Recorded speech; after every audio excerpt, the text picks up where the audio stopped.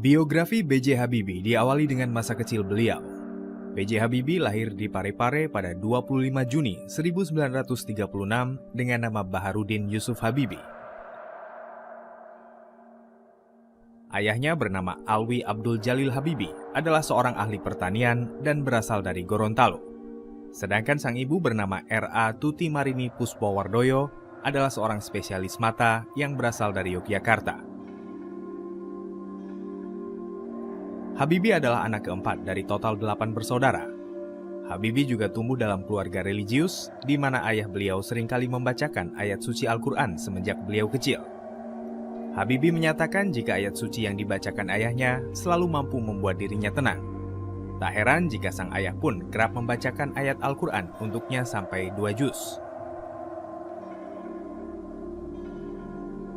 Kebiasaannya sejak kecil yang sering mendengarkan Al-Quran memberikan pengaruh yang positif pada dirinya, sehingga ketika Habibie kecil usia 3 tahun, dirinya sudah mampu membaca Al-Quran dengan lancar. Sejak kecil memang Habibie sudah dikenal sebagai anak yang cerdas. Memasuki usia sekolah, otak Habibie pun kian cerdas. Namun sedihnya dirinya harus ditinggalkan sang ayah ketika usianya masih sangat muda, yaitu 14 tahun.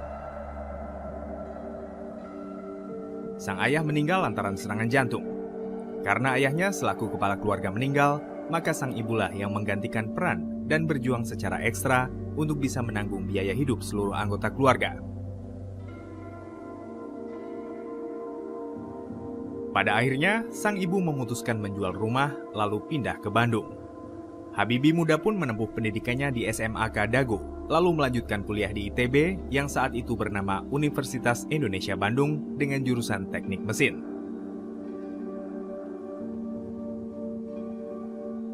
Belum selesai kuliahnya di ITB, beliau kemudian mendapatkan beasiswa dari Mendikbud saat itu untuk bisa melanjutkan pendidikannya di Jerman. Di saat pemerintahan Presiden Soekarno saat itu, pemerintah sedang banyak membiayai para anak bangsa untuk bisa bersekolah ke luar negeri agar bisa menimba ilmu di sana.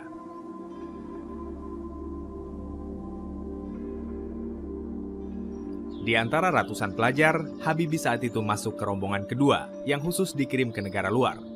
Di Jerman, Habibie bersekolah di Rhine-Westfalen-Aachen-Technische Hochschule dengan jurusan teknik penerbangan spesialisasi konstruksi pesawat terbang. Pendidikan Habibie di luar negeri ini bukanlah kursus yang kilat, namun memang pendidikan bertahun-tahun dan disambi dengan bekerja secara praktik. Awalnya Habibie hanya tertarik untuk membangun pesawat komersial sesuai ide Presiden Soekarno saat itu, yang kemudian memunculkan perusahaan PT PAL dan salah satunya IPTN. Sampai di Jerman, Habibie memang telah bertekad kuat untuk bisa sukses nantinya, karena melihat jerih payah dari sang ibu dalam membiayai pendidikan hingga kehidupannya. Di tahun 55, mahasiswa Indonesia yang sedang belajar di sana diberikan beasiswa penuh, dan di antara teman yang lain, hanya Habibie lah yang punya paspor swasta atau paspor hijau. Di tahun 1960, beliau mampu mendapatkan gelar diploma engineer di Jerman dari Technische Hochschule, dan predikatnya adalah cum laude atau sempurna dengan nilai rata-rata 9,5. Kemudian, beliau pun mendaftarkan diri bekerja di firma Talbot, yang merupakan industri kereta api di Jerman. Saat itu, firma Talbot tersebut sedang butuh wagon dengan volume yang besar. Hal ini lantaran wagon itu akan mengangkut barang ringan dengan volume yang besar. Talbot butuh wagon dengan jumlah 1.000 dan mendapati persoalan ini. Maka Habibie berusaha mengaplikasikan cara konstruksi dalam membuat sayap pesawat terbang, lalu diterapkan pada wagon yang ternyata membuahkan hasil. Studinya pun dilanjutkan hingga meraih gelar doktor. Di tahun 62, B.J. Habibie menikah dengan Hasri Ainun Habibie, lalu memboyongnya ke Jerman.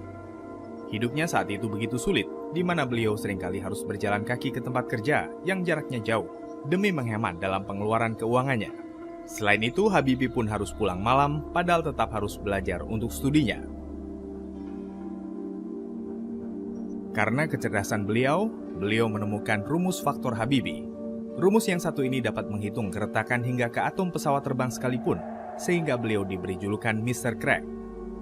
Di tahun 67, B.J. Habibie mendapatkan gelar Profesor Kehormatan atau Guru Besar dari ITB. Selain itu, dari ITB juga menganugerahkan penghargaan tertinggi, yakni Ganesha Prajamanggala.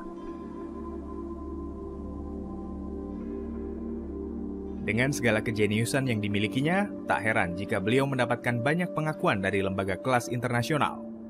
Salah satunya adalah penghargaan yang amat bergengsi, yaitu Edward Warner Award atau Award von Karman, di mana penghargaan ini hampir setara dengan penghargaan hadiah Nobel.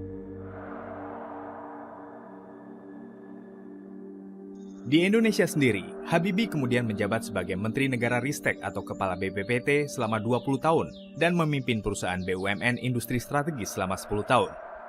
Tahun 95, beliau berhasil memimpin proyek pembuatan pesawat yang diberi nama N250 Gatot Kaca, di mana menjadi pesawat yang dibuat pertama kali oleh Indonesia.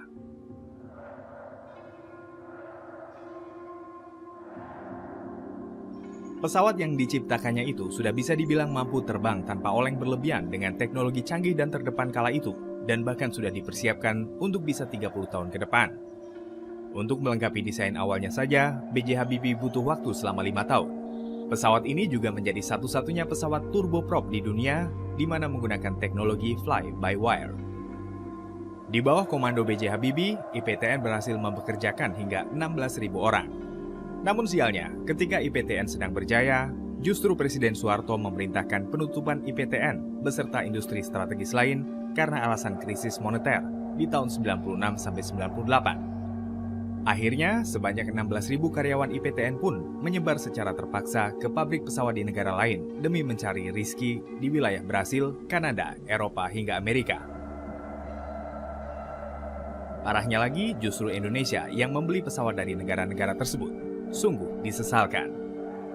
Pada tanggal 14 Maret 98, untuk mendampingi Presiden Soeharto, B.J. Habibie diangkat menjadi wakil presiden.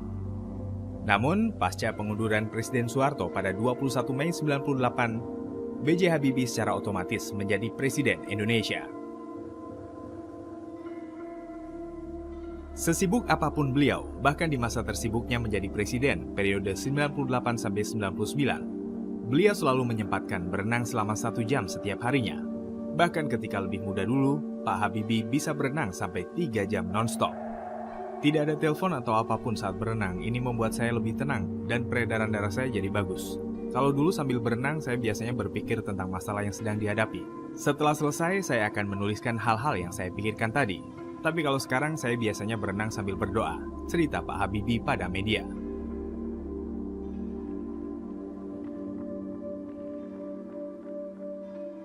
Beliau juga punya kebiasaan untuk bangun super pagi. Pada dini hari, beliau rutin bangun untuk ibadah sholat malam. Ia juga memulai hari dengan sholat subuh. Kedisiplinan waktu Pak Habibie juga terlihat dari kebiasaannya beribadah. Founder dari The Habibie Center dan berbagai organisasi sosial ini tidak pernah lalai dari kewajibannya kepada Tuhan gara-gara alasan seperti sibuk, malas, lupa, apalagi keasikan dengan HP.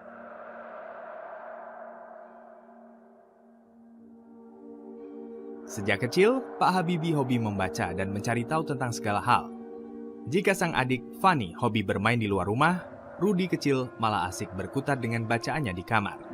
Dalam sehari, beliau bisa membaca dan menulis selama 7,5 jam. Beliau mengaku cuma butuh waktu tidur 4 jam, sementara 20 jam sisanya, panca inderanya digunakan untuk menyerap lingkungan sekitar dan bertanya-tanya. Itulah kisah sang visioner B.J. Habibie.